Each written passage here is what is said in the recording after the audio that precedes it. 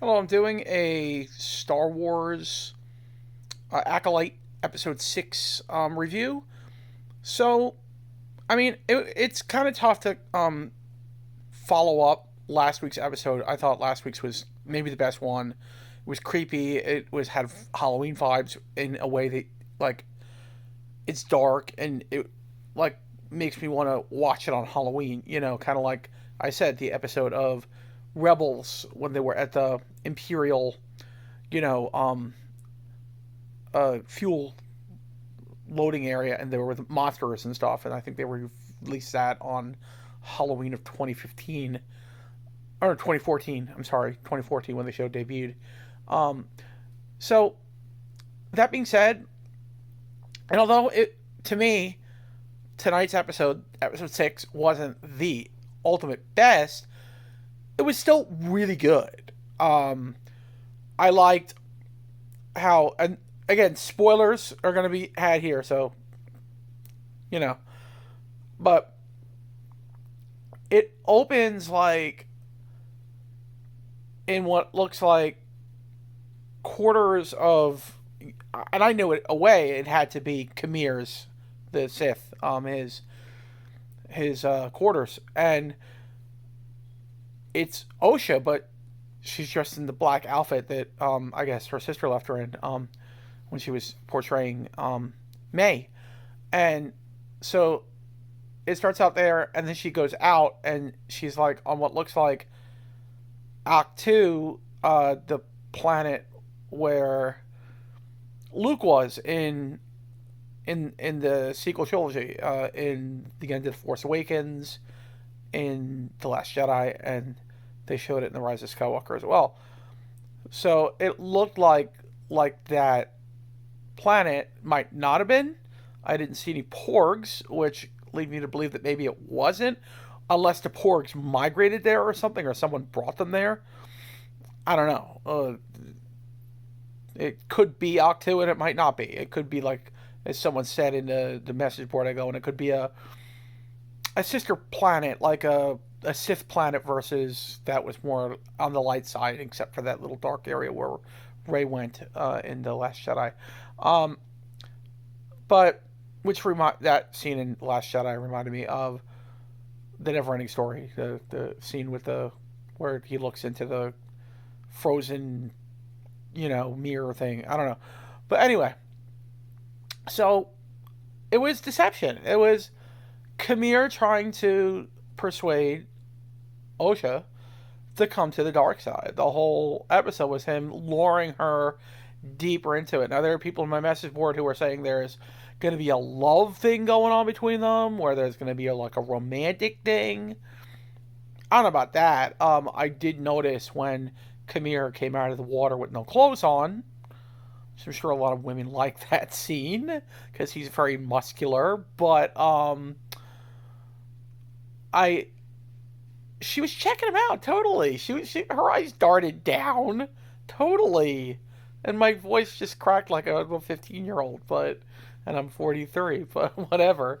Um, it she definitely checked him out, and maybe they're right. Maybe there is gonna her whole hiccup is that she wants to be loved and relationships and attachments, kind of like Anakin in a way, and that's why she left the Jedi Order. She wasn't getting that element from the Jedi, so she left the Order, and Kamir could give her a possible relationship, maybe even romantic relationship.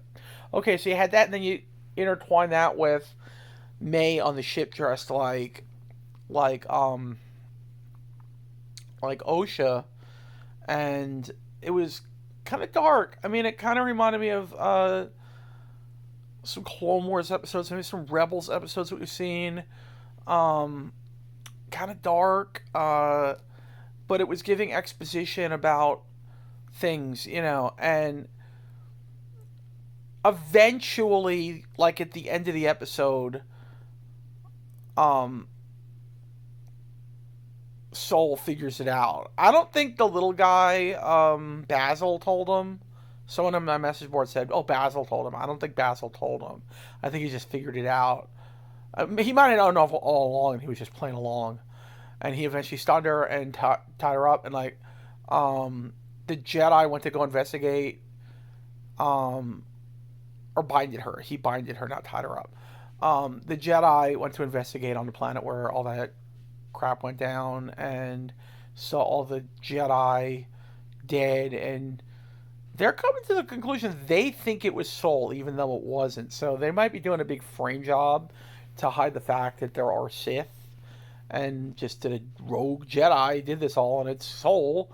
So they might be setting that up. And then what I think they could be setting up, because the last scene was Soul. Well, one of the last scenes was Soul with May tied up on the bed, or bounded on the bed, so she couldn't move. He's like, I'm going to finally tell you what I always wanted to tell you, and what I have been thinking about telling you for years. And he's going to tell her what happened the night of. And I'm thinking he's going to look like the good guy, and he's going to tell her the truth, and it's going to persuade her to turn to the light side. And hey, maybe the Jedi aren't so bad. But now that the Jedi think that he did it, they're gonna fight him, and I think they're both gonna.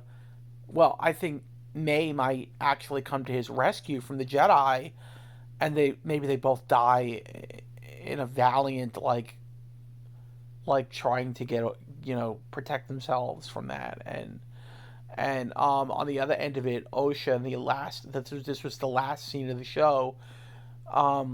Kamir told her, put on this helmet, see what it looks like. And she's like, I'm not gonna do that. You're tricking me. So he leaves, and she puts on the helmet, and you hear the breathing. It really, and it was dark under the helmet. You just see the slits for the eyes. It really reminded me of in Halloween the movie with Michael Myers, Michael with the mask on, with the breathing. It was creepy in that way, in a horror way, in a Halloween Michael Myers way. And then it just cuts to black and the credits roll. Now, people have been complaining about the endings of the show. I think that was maybe one of the more creative ways to end the show. I think it was really creative. And that's my take on the show. I really enjoyed it, but I think I like last week's episode better, and I think I like the witch episode better. The witch coven. So those two episodes for me were like the best, and this probably comes a close third. Okay, so that's gonna be my review for now. I might do some more after I see what some of the media is saying about it, but that's gonna be my review for now. May the force be with you all. Have a great, great night.